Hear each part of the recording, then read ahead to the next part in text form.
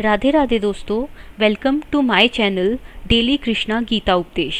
आज हम एक ऐसे टॉपिक पर बात करने वाले हैं जो आज भी बहुत लोगों की लाइफ को अफेक्ट करता है, विश्वास और अंधविश्वास। किस भगवान पर तो हम सब विश्वास करते हैं, लेकिन बहुत सारे लोग उससे भी ज़्यादा ऐसे लोगों की बातों पर विश्वास करते हैं जो भक्ति का बिजनेस कर रहे हैं, जो हमारे डर से खेलते हैं। फॉर एग्ज़ाम्पल, किसी ने बोल दिया कि तुम पर काला जादू हो गया है, या किसी ने बोल दिया कि किसी ने तुम पर टूना टोटका कर दिया है, या किसी ने बोल दिया कि तुम्हारे घर पर नेगेटिव एनर्जीज़ हैं। फिर क्या, फिर इंसान भगवान पर कम और डर पर ज़्यादा भरोसा करने लगता है। कब हमारी भक्ति प्यार और विश्वास से हटकर डर और अंधविश्वास में बदलने लगती है, इस बात का हमें पता ही नहीं लगता। लेकिन एक सवाल है मेरा, अगर आप भगवान को सर्वशक्तिमान मानते हो तो फिर आप कैसे मान सकते हो कि किसी का जादू, किसी का टोटका, किसी की बुरी नज़र भगवान की शक्ति से बड़ी हो सकती है, या किसी इंसान के पास ऐसी शक्ति हो सकती है जो हमारी लाइफ को कंट्रोल कर सके। गीता हमें भगवान पर भरोसा करना सिखाती है, डर पर नहीं। एक बार खुद से पूछ के देखिए, क्या आपको सच में लगता है कि किसी के पास भी ऐसी पावर्स हो सकती हैं जो हमारा फ्यूचर और प्रेजेंट बदल दे? क्या असली भक्ति डर से होती है या फिर प्रेम, विश्वास और हिम्मत से? आइए गीता के माध्यम से हम इस नज़रिए को समझने की कोशिश करते हैं। सबसे पहले बात करते हैं कि हमारे दुख आते कहाँ से हैं। आजकल हर लोग अपने हर प्रॉब्लम का रीज़न जादू टोना नज़र बता देते हैं, लेकिन गीता क्या कहती है? गीता कहती है कि इस दुनिया में सुख और दुख दोनों आते जाते रहते हैं। ये हमारी लाइफ का पार्ट हैं, ये हमारे कर्मों से बनते हैं। जो कर्म हम पीछे करके आए हैं, हम उसी से हमारे सुख और दुख भोगते हैं। कभी अच्छा टाइम आता है तो कभी मुश्किल टाइम आता है, कभी मेहनत का फल जल्दी मिल जाता है तो कभी लेट मिलता है। कभी कोई हिडन पावर्स इस सब के लिए रिस्पॉन्सिबल होती नहीं हैं। कई बार हमारे कर्म, हमारी चॉइसेस और टाइम अपना रोल निभा रहे होते हैं, पर हम इस सब पर विश्वास ना करके हम क्या विश्वास करते हैं? हम शॉर्टकट्स ढूंढते हैं और वहीं से अंधविश्वास का बिजनेस स्टार्ट हो जाता है। अब बात करते हैं विश्वास क्या है। विश्वास का मतलब है जब कुछ समझ ना आए, कुछ भी ठीक ना चल रहा हो, तब भगवान पर भरोसा करना। जब एक स्टूडेंट एग्ज़ाम देता है तो उससे विश्वास होता है कि उसे उसके मेहनत का फल मिलेगा।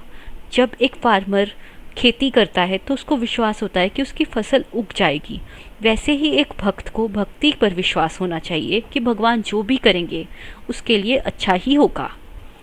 गीता कहती है कि इस पूरी सृष्टि को हम सबको एक ही भगवान ने बनाया है। हम सबको जन्म देने वाला वो एक ही है और वो ही हमारा माता पिता है। वो हमारे लिए गलत डिसीज़न कभी ले ही नहीं सकता। जैसे हमारे पेरेंट्स हमें सही रास्ता चलाने के लिए कभी कभी गुस्सा कर देते हैं, पर गुस्से में भी वो वही डिसीज़न लेते हैं जो हमारे लिए अच्छा है।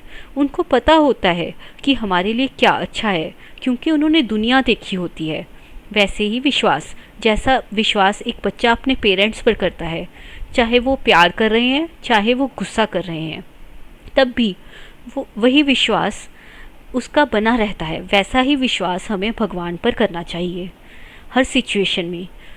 अगर उन्होंने हमें दुख दिया भी है तो इसका मतलब वो हमें कोई इम्पोर्टेंट लेसन सिखाना चाहते हैं जो हमारे लिए बहुत बेनिफिशियल होने वाला है।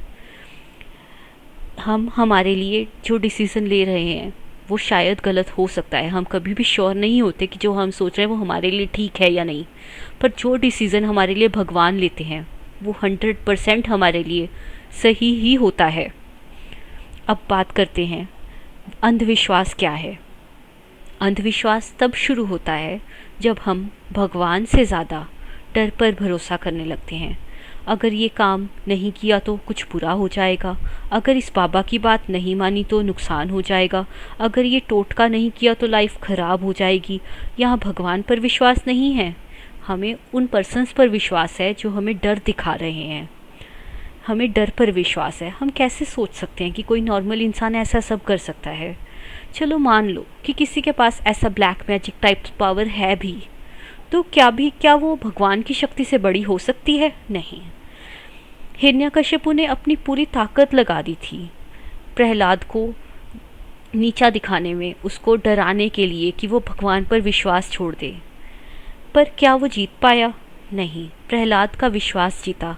प्रहलाद को अपने भगवान पर पूरा विश्वास था। भगवान तब नहीं आए जब लोगों ने उनको डर से बुलाया। भगवान तब आए जब प्रहलाद ने निडर होकर उनको पुकारा, निडर होकर उनकी भक्ति की, उन पर पूरा विश्वास दिखाया। ऐसे ही द्रौपदी की कहानी है। द्रौपदी को पूरी सभा में बेइज्जत किया जा रहा था, उसकी साड़ी उतारी जा रही थी। उसने अपने रिश्तेदारों को, अपने पतियों को, भाइयों को, राजा को, ससुर को, सबको पुकारा बारी बारी, पर कोई उसकी मदद के लिए नहीं आया।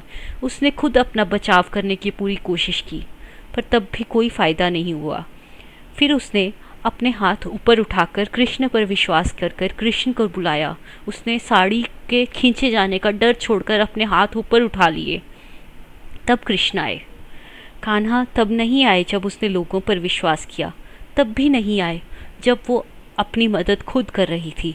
कान्हा तब आए जब उसने सब कुछ कान्हा पर छोड़कर, अपने डर से ऊपर उठकर, अपने हाथ ऊपर उठाकर विश्वास से कान्हा को पुकारा। ये डर क्या है? ये डर एक बिजनेस है। ध्यान से देखिए, आप जब भी किसी के पास अपनी कुंडली दिखाने जाएंगे या कोई उपाय पूछने जाएंगे, तो वो कभी भी, चाहे सब कुछ आपकी लाइफ में सही चल रहा हो, वो कभी भी ये नहीं कहेंगे कि सब सही है। क्यों? अगर वो ऐसा बोल देंगे तो उनका बिजनेस कैसे चलेगा, उन्हें पैसे कैसे मिलेंगे? वो लोगों को पहले डराएंगे कि आपके साथ ये होने वाला है या आपके साथ ऐसा हो सकता है, हो रहा है। फिर वो आपको सोल्यूशन बेचते हैं। फिर पहले बोलेंगे कि तुम्हारे घर में बहुत सारी नेगेटिव एनर्जी है, तुम्हारी प्रोग्रेस किसी ने रोक दी है। फिर बोलेंगे कि इसका उपाय मेरे पास है, मैं सब ठीक कर दूंगा। और ऐसा करके वो आपके डर को बढ़ाकर आपके डर से आपका फ़ायदा उठाते हैं। और मान लो किसी ने कोई उपाय बताया और वो काम कर गया, तो कुछ लोग कहेंगे कि हमने तो किसी से उपाय पूछा था और वो उपाय किया और हमारे काम बन गया। हो सकता है, लेकिन एक बार सोच के, इसको अलग एंगल से सोच के देखिए। मान लीजिए किसी ने आपको बोला कि आप रोज़ बर्ड्स को खाना खिलाओ, बेज़ुबानों को खाना खिलाओ, जानवरों को, भूखों को रोटी खिलाओ, और आपने उनकी बात मानकर लगातार कुछ महीने ये काम किया, कोई भी अच्छा काम किया, और आपके साथ आपकी लाइफ में पॉजिटिव चेंजेस आने स्टार्ट हो गए। धीरे धीरे आपके बिगड़े काम बनने लग गए। अब ध्यान से सोच के देखिए, क्या इसका रीज़न आपका कर्म है या उस पर्सन के पास जिसने आपको ये उपाय बताया, उसके पास कोई मैजिकल पावर्स थी जिससे ये काम होने लग गया? आप सोच के देखिए तो आप समझ आएगा कि इसका रीज़न और कुछ नहीं, आपके अच्छे कर्म हैं। जब आपने अपने आप को अच्छे कर्मों में लगाया तो उन कर्मों के रिज़ल्ट से आपको अच्छे पॉजिटिव चेंजेस आने स्टार्ट हो गए। कृष्णा ने हमें कर्म करना सिखाया है। महाभारत में अर्जुन परेशान था, डरा हुआ था, कंफ्यूज था। तब कृष्णा ने उसको कोई सीक्रेट टोटका नहीं बताया था, कोई स्पेशल रिचुअल नहीं बताया था। उन्होंने उसको कर्म करने की ओर प्रेरित किया था। उन्होंने कहा था, अपना कर्तव्य करो, सही काम करो, धर्म के रास्ते पर चलो और फल की चिंता मुझ पर छोड़ दो। कृष्णा ने कोई शॉर्टकट नहीं दिया। कृष्णा ने हिम्मत दी, ज्ञान दिया, कर्म करने की ओर प्रेरित किया। ऐसे ही प्रहलाद और द्रौपदी की कहानी हमें सिखाती है। प्रहलाद ने लाखों दुख सहे। वो एक छोटा सा बच्चा था, पर उसने कंप्लेंट्स नहीं की, उसने लाखों दुख सहे और भगवान पर पूरा विश्वास दिखाया। भगवान ने क्या उसकी रक्षा नहीं की? वो भगवान हर मोड़ पर उसके साथ खड़े थे। प्रहलाद के पास कोई ताबीज़ नहीं था, कोई स्पेशल यंत्र या कोई तंत्र नहीं था। उसका सिर्फ एक ही ताकत थी, भगवान पर विश्वास हर हालत में। आज हम उल्टा कर देते हैं, हम भगवान पर विश्वास नहीं करते, हम इन टोटकों पर विश्वास करते हैं, हम डर पर विश्वास करते हैं, हम भक्ति कम करते हैं, कृष्ण का नाम लेते हैं तो स्वार्थ से लेते हैं, डर से लेते हैं, और फिर हम सोचते हैं कि हमारे मन को शांति क्यों नहीं है। याद रखिए, अर्जुन को कृष्ण ने कोई ताबीज़ या टोटका नहीं दिया था, ज्ञान दिया था, समझ दिया था, कर्मों को करने के लिए प्रेरित किया था, क्योंकि कृष्ण जानते थे डर का सलूशन विश्वास नहीं, सही समझ है। सोचिए, अगर भगवान आपके साथ हैं तो बीच में आपको किसी मिडलमैन की ज़रूरत क्यों पड़ रही है। असली गुरु आपको सही राह दिखाएगा, सच्ची भक्ति सिखाएगा, बिना डर के जीना सिखाएगा, भगवान को भगवान की भक्ति को बिना किसी स्वार्थ के, बिना किसी डर के करना सिखाएगा। वो भक्ति को व्यापार बनाकर, आपको डर को व्यापार बनाकर आपसे पैसे नहीं कमाएगा। सच्चा गुरु आपको सही गाइड करेगा, जैसे भगवत गीता करती है। गीता आपको धर्म के मार्ग पर चलना सिखाती है, सुख दुख से लड़ना सिखाती है, जीवन में सही रास्ता दिखाती है। कोई डर, गीता आप ध्यान से गीता को पढ़ोगे तो आपको उसमें एक भी टूना टोटका या कोई उपाय ऐसा कुछ नहीं मिलेगा। गीता आपको सही कर्म और सही राह करना सिखाएगी। इसीलिए मैं बार बार कह रही हूँ, ऐसे किसी भी पर्सन को अपना गुरु मानने की बजाय भागवत गीता को अपना गुरु बनाइए। गीता पर विश्वास करना सीखिए, उसकी टीचिंग्स को अपने जीवन का आधार बनाइए।